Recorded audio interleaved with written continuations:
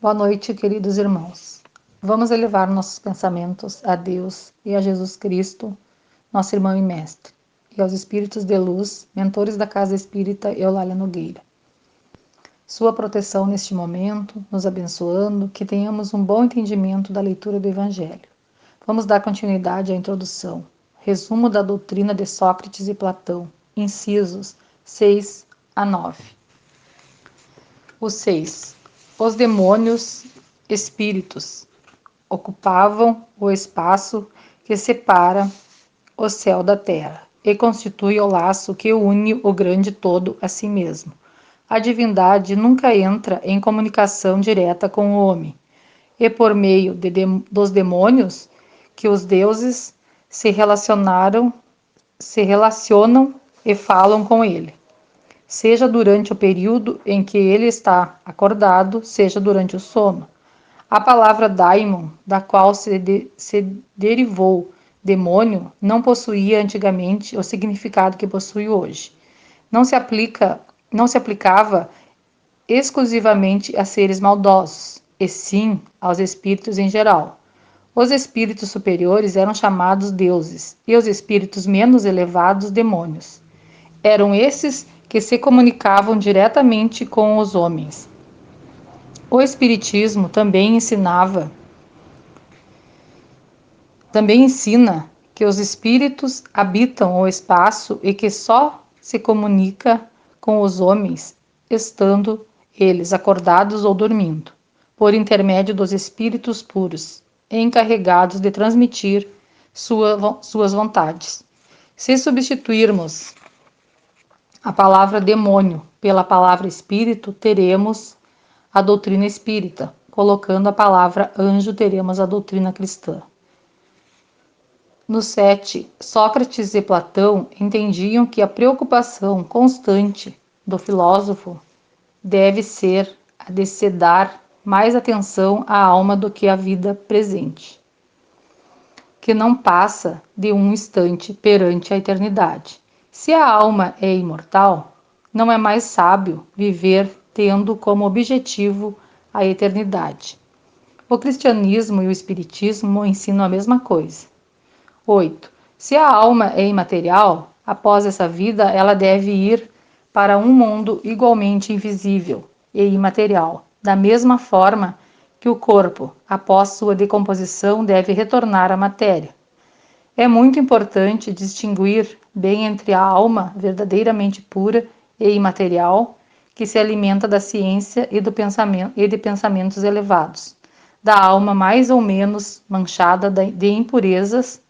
Essas impurezas impedem a alma de se elevar ao divino e a retém nos lugares por onde morou quando estava na terra.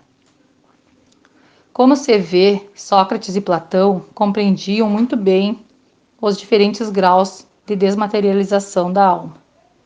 Deixam bem claro qual a diferença entre o destino de uma alma de maior ou menor pureza. O Espiritismo prova por meio de inúmeros exemplos colocados à nossa disposição o que eles diziam por intuição. 9. Se a morte fosse a destruição completa do homem, seria uma grande vantagem para os maus, visto que se libertariam ao mesmo tempo de seu corpo, de sua alma e de seus vícios. Somente aquele que adornou sua alma com os verdadeiros enfeites poderá esperar tranquilamente a hora de sua partida para o outro mundo.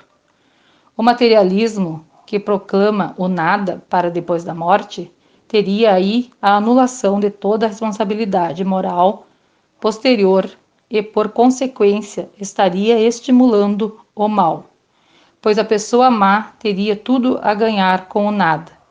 Somente o homem que se libertou de seus vícios e se enriqueceu de virtudes pode esperar tranquilamente o despertar na outra vida.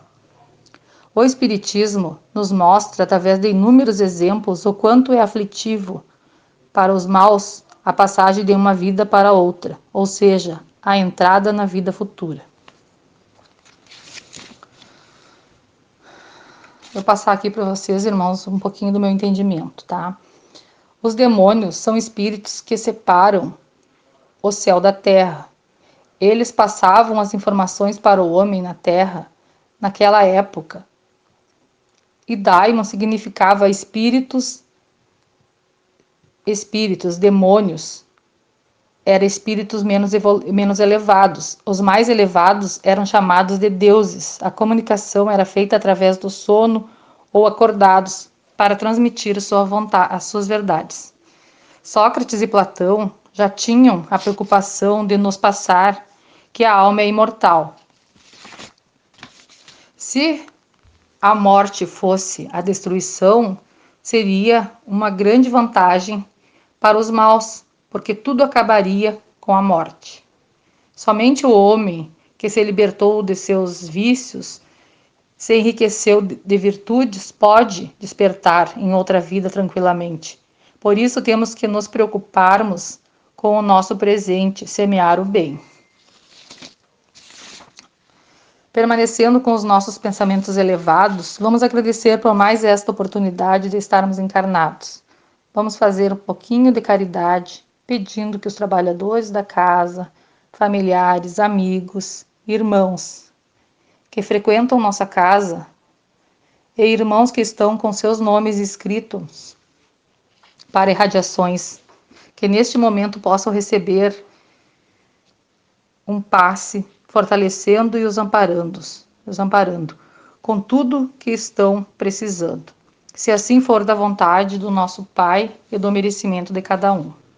Que os nossos lares sejam visitados, hospitais, casa de passagem, presídios, irmãos que se encontram nas ruas, que recebam o tratamento necessário.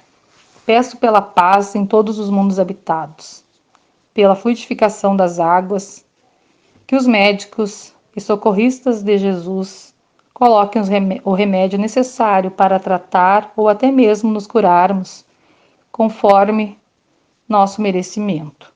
Que o amor de Deus, nosso Pai, esteja sempre conosco. Que assim seja.